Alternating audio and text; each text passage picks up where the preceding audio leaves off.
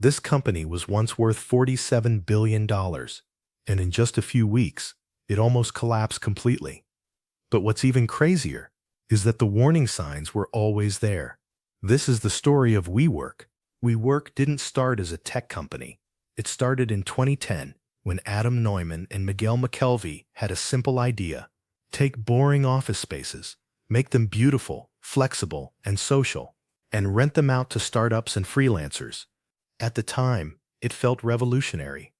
Instead of long, expensive leases, you could rent a desk for a month, or even a day. But WeWork wasn't just selling space. They were selling a feeling, a sense of belonging. They used words like community, we, and together.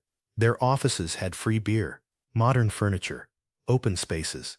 It felt more like a lifestyle brand than a real estate business. And that branding worked. Startups loved it. Freelancers loved it. Even big companies started moving in. WeWork was growing at an insane speed. New buildings, new cities, new countries.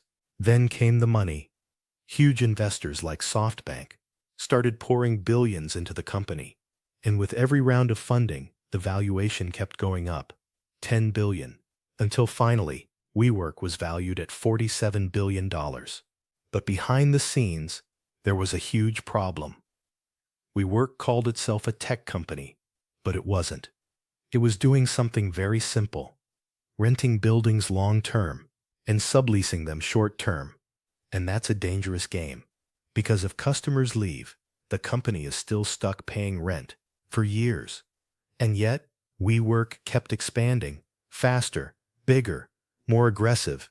At the center of it all was Adam Neumann, the CEO, charismatic, visionary, but also unpredictable.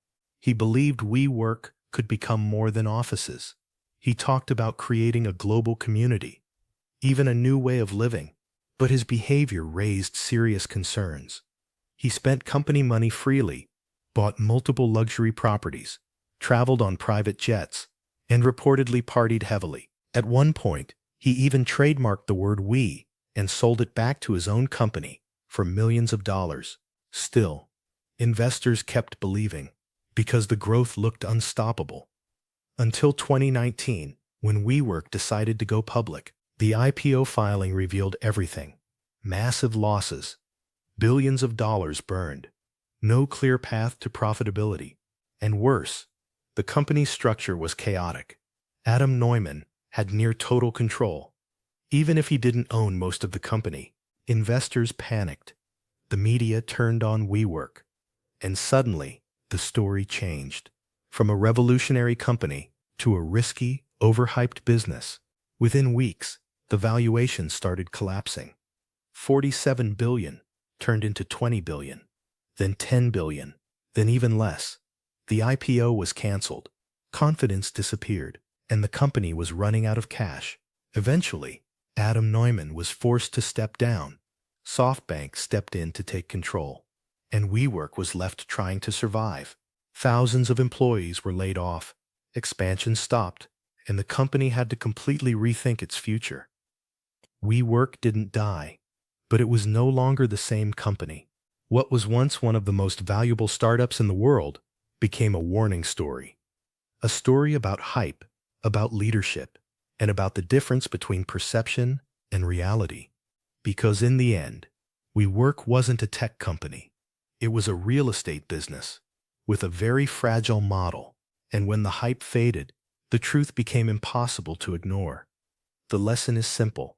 Growth can look impressive. Valuations can look exciting. But if the business itself doesn't make sense, it won't last. Because no matter how big the vision is, a weak foundation will always collapse. And in WeWork's case, it happened faster than anyone expected.